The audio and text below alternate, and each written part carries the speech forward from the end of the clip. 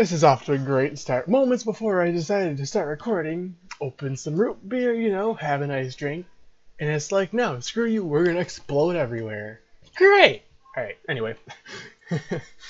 So I got a request from Samir Ahmed, I believe his name was, requesting me to do something like this.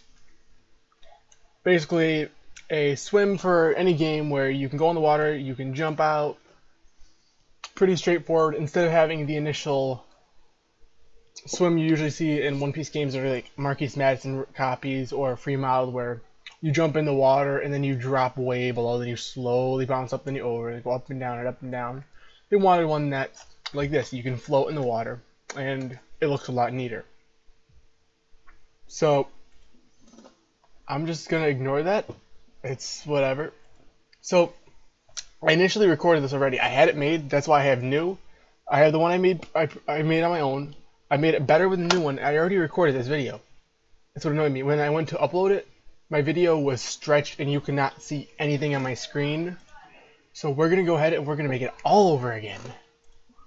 So we're gonna call that old. Just my luck. All right. So we're gonna go ahead and use the local script. So let's just get right into this. So what we're going to be using is we're going to be using body position for our character's body. So we're going to be checking it every 10th of a second. So we're going to check if we have torso. We're going to call our body position swimming. We're going to call it swimming, yeah. Is equal to false, then else. So this here is going to be if they don't have it, i.e. they're not swimming. They do have it. They are swimming. Pretty straightforward. The reason we're using else here is instead of having to write like else if all this is equal to true, then this is just a lot easier. And then we're going to go ahead and check if no. Alright. Torso.position.y is less than. We have our water at -1, so check if they're above or below. Sorry, that was my mistake. If they're above water, if they're below water. Alright. That was so mistake on my part. Alright, and now we're gonna check if they have the swimming. Child swimming is equal to nil, then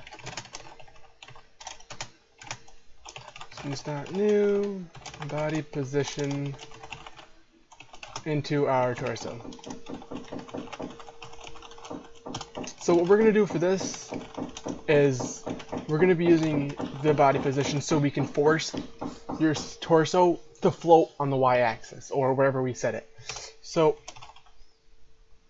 I'm going to go ahead and show you what I mean by that. So say we have a body position. I'm going to show you the properties. We're only going to be using two properties for this. We're going to be using max force and the position. So max force is how much force it exerts on each axis trying to reach the target. So we want to force our character to float in the water, so we're only going to force the y-axis due to the fact that we want them to be able to move. Say we try to force on these axes as well, it'll instantly force us in the direction of where we have our position. So what we would do with this is we set our position to our water level. So say 0, in this case -1, 0. We want our water to be -0, and we have it set to the origin, 1 below the origin, and we have no force on X or Z axis. So we can move around, but it forces our torso to stay level with the water. It's pretty straightforward, but it works. And if they're above the water, then we want to check, say, if they find if it finds swimming, then we remove it. So they don't have it anymore and they can move around. Swimming. Character. Swimming. And 0. Instantly removes it. Alright. So what we have here, it's pretty straightforward. So I'm going to go ahead and make sure all my other stuff's disabled. So when we jump in the water, we float. Now the issue here is we're stuck in the water. We can't jump out. So what do we do? So in this case, I'm going to bind a function that we call when we hit spacebar. Oh, well then, that's another thing we should pay attention to. Apparently we're still instancing more. Oh, yeah, I know why. That was a small mistake on my part. Sorry, guys. No, don't remove it, don't remove it. I hate when that happens. Just so many times. Alright, just gonna pretend that didn't happen. We're gonna move on with our day.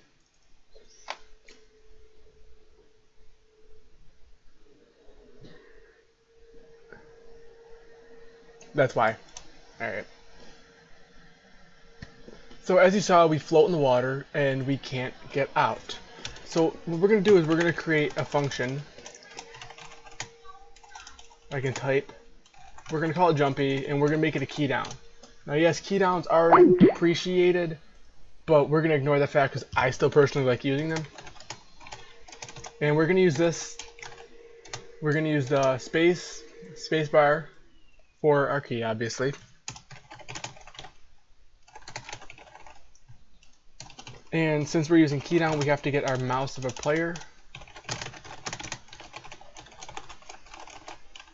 So the reason I'm adding this value here for the boolean is so say we have a cooldown, like a 1 second cooldown, so you can't just instantly spam jump over and over again. And we also want to check if they already have the value for swimming. So if they are swimming, then it runs. So then say jumped equals true, so they can't jump it again. The cooldown of 1 second. And what we're going to do is we're going to make it so that we're just going to raise the position of the y-axis, so it'll force us into the air. Instead of having to worry about moving it instantly, then adding velocity to it, makes it a lot easier to work with. So the local swim is, we know it's, since we have it checked here, is not equal to nil. We know it's there, so we can automatically reference it. And then swim dot position equals swim dot position plus vector 3 dot new. Given you can do just a whole new position, like add 10 onto it, but I like setting it up like this, so no matter what I make it to, it'll always add more. So let's go ahead, jump and test it. So we're in the water. We can. My mistake. We forgot to connect it. Key down. Connect jumpy. There we go. And now we can jump out of the water. Swimming is not on our part. Line 8. There we go. So now we can jump out of the water. And the reason I did this was so say, watch. Let's just go ahead and force it up to 20.